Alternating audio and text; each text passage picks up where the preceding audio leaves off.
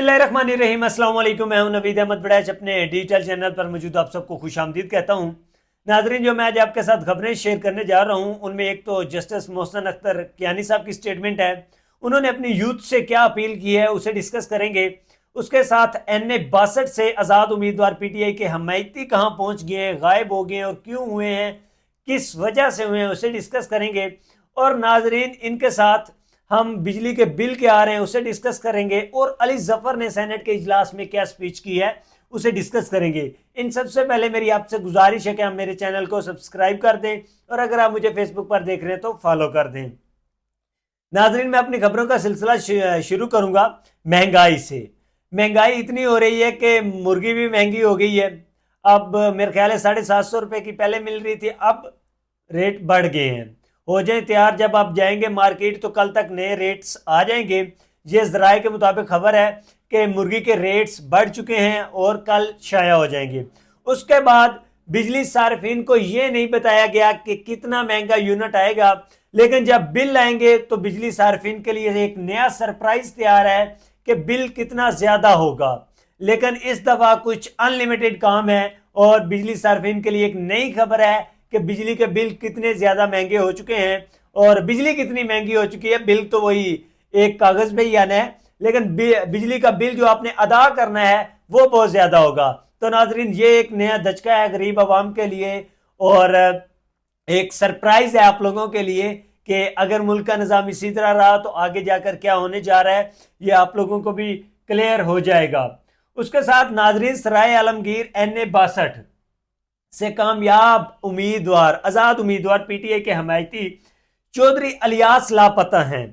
अब आजाद उम्मीदवार लापता होने की रीजन तो आपको पता चल चुकी होगी क्यों लापता हैं। अब चौधरी इलियास NA-62 से आजाद उम्मीदवार PTI के हमायती जीत तो गए, लेकिन आजाद उम्मीदवार के पास हक होता है कि वो किसी भी पार्टी को ज्वाइन कर सकता है। अब ये जो आजाद उम्मीदवार हैं ये ज्वाइन करेंगे जाकर PMLN को, ये जाकर नून लीग को ज्वाइन करेंगे।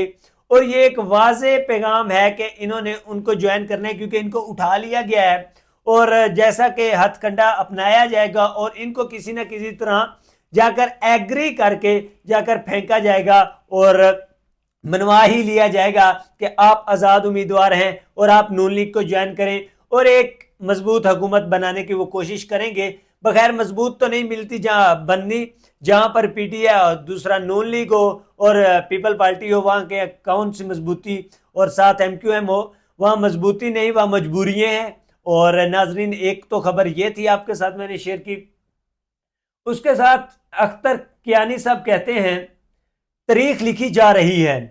अख्तर कियानी जस्टिस कहते हैं तारीख लिखी जा रही है कि किस तरह कानून का मजाक उड़ाया जा रहा है। मैं तो अपने बच्चों को इन वाकयात पर जवाब नहीं दे सकता। अख्तर कियानी साहब ने इस यूथ के बारे में कहा है कि तारीख में लिखा जाएगा कि किस तरह कानून के साथ मजाक उड़ाया जा रहा है। मैं अपने बच्चों को इस बात का जवाब नहीं दे सकता। उन्होंने माजरत की है कि मैं इतना बेबस हूं, इतना मजबूर हूं कि जिस तरह इस कानून के अंदर लाकानूनियत अपनाई जा रही है मैं अपने बच्चों को जवाब नहीं दे सकता। उन्होंने माजरत की है और इसके ऊपर एक रद्द अमल दिया है अनवर लोधी साहब ने। उन्होंने कहा जस्टिस साहब, अगर बच्चों ने पूछ लिया कि आपने कानून का मजाक उड़ाने वालों को क्यों अदालत के कटहरे में खड़ा नहीं किया, ये उन्होंने पूछा है जस्टिस साहब से कि आप हमें यह भी बताएं कि जिन्होंने कानून का मजाक उड़ाया है आपने उनको कटहरे में लाकर क्यों नहीं खड़ा किया। जैसा कि 16-16 पार्टियों ने इस कानून का मजाक उड़ाया, फिर आगे निगरान हुकूमत, फिर आगे नून लीग की हुकूमत, लोगों के घरों पर छापे डले, औरतों को घसीटा गया, दरवाजे तोड़े गए, इलामा इकबाल के वो बेटे के घर में जाकर घुस गए। तो कहने का मतलब यह है कि आप इस कानून के बारे में कोई तो एक्शन लेते। उनका कहना था कि क्या आप अपने बच्चों को इस सवाल का जवाब दे सकेंगे, ये अनवर लोधी साहब ने भी उनसे पूछा। और हत्ता कि वो ऑलरेडी माजरत कर चुके हैं कि मैं इन चीज़ों पर माजरत चाहता हूं कि मैं अपने बच्चों को जवाब नहीं दे सकता।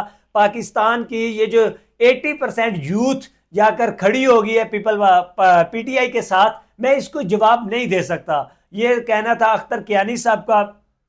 उसके साथ सेनेट के इजलास में अली जफर PTI के हमायती, उनका कहना था खौफ है मैंडेट वापस ना दिया गया तो किसी के हाथ में नहीं रहेगी। मतलब कि खौफ है कि अगर मैंडेट नहीं दिया गया तो ये अवाम जो पब्लिक है ये किसी के हाथ नहीं आएगी, इसको कंट्रोल नहीं कर सकेंगे हम। ये अली जफर का सेनेट के इजलास में कहना था। और उन्होंने कहा कि मतलब कि हम इस पब्लिक को जो कि जनरेट की गई है, जनरेट ही कहते हैं ना कि आपकी स्ट्रगल इतनी हो, जिस यूथ पर 4-5 साल आपने स्ट्रगल किया है, एट द एंड वो पब्लिक इस तरह चार्ज है, वो अपने मैंडेट लेने के लिए चार्ज खड़ी है। ये वो पब्लिक तो नहीं ना जो 2018 में थी, 2014 में थी, कि उनको बता दिया गया कि ये डाका आपके वोट पर डला है और वो चुप करके बैठ गई।